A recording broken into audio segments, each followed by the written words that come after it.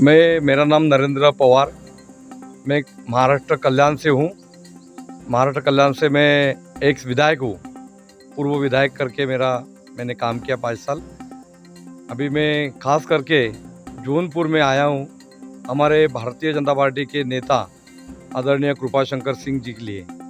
जौनपुर से चुनाव लड़ रहे और मोदी जी का विकास का नारा और सबका साथ सबका विकास का नारा लेके आज हमारे कृपा भैया ने जौनपुर में एंट्री की है और बहुत ही अच्छा सहयोग, बहुत ही अच्छा समर्थन सभी मतदाताओं की तरफ से मिल रहा है। मैं 4-5 दिन से जौनपुर के छोटे छोटे गाँव में मैं घूम रहा हूँ, जौनपुर पूरी लोकसभा में, और मैं जाके देख रहा हूँ कि लोगों का कृपा भैया के बारे में तो उनको प्यार है ही।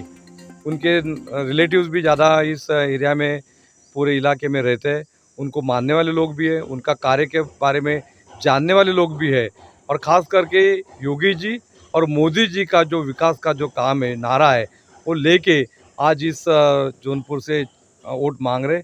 और मैं भी खास करके उनके लिए जो मोदी जी ने नारा दिया है, सबका साथ सबका विकास, इस नारे में सब कुछ आ गया है।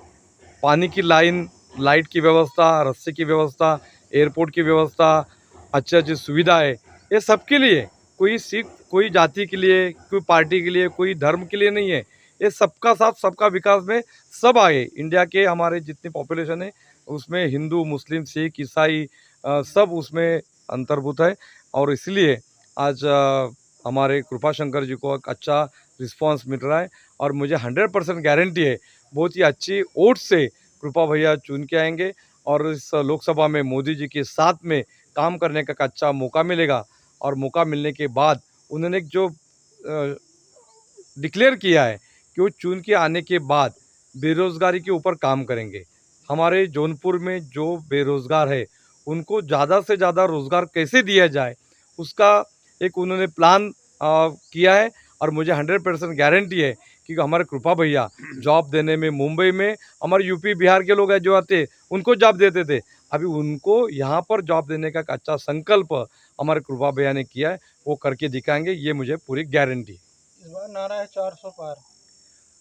ये तो 400 पार का नारा 100% पार हो जाएगा, क्योंकि जिस तरीके का काम मोदी जी ने किया है, जो 60 साल में बातें नहीं हुई थी। फॉर एग्जांपल 75 एयरपोर्ट हुए थे 60 ईयर में, अभी सिर्फ 10 साल में 75 अपने एयरपोर्ट बन गए, हॉस्पिटल बन गए, रेलवे के लाइन बन गए, मेट्रो के स्टेशन बन गए, स्मार्ट सिटीज़ बन गए, किसान के लिए योजना आई, पानी की योजना हर घर में आ गई, आने लग रही है, गरीब के लिए अपना घर की योजना बनाई, वो भी मोदी जी ने इम्प्लीमेंट किए। इसलिए ये जो विकास किया है, जो विकास, उन्हें विकास क्यों कर पाए, क्योंकि उन्होंने बताया था कि ना खाऊंगा ना खाने दूंगा, इसलिए किसी को खाने नहीं दिया, खुद नहीं खाए। और जो विकास, जो इनकम टैक्स के थ्रू जो पैसा आता है, जीएसटी के थ्रू जो पैसा है, वो पूरा के पूरा डेवलपमेंट के लिए यूज़ करे। इसीलिए 400 पार 101% मोदी जी कर पाएंगे, ये मुझे विश्वास है। इंडिया अलायंस का कहना है कि 400 पार इसलिए चाहिए कि जिससे ये संविधान खत्म कर सकें। संविधान खत्म करने वाले तो वही लोग हैं, संविधान बचाने वाले मोदी जी हैं। अगर समान नागरिक कायदा नहीं बोलते थे, 370 नहीं करते थे, तो फिर क्या होता था बताइए। 370 डॉक्टर बाबा साहब अम्बेडकर जी की उसके बारे में क्या राय थी, पार्टिसिपेशन के बारे में भी हमारे बाबा साहब अम्बेडकर की क्या राय थी, और इनकी राय क्या है कांग्रेस वालों की, उसमें ध्यान में आता है कि संविधान के समर्थन वाले मोदी जी है या समर्थन के विरोध वाले ये कांग्रेस वाले हैं।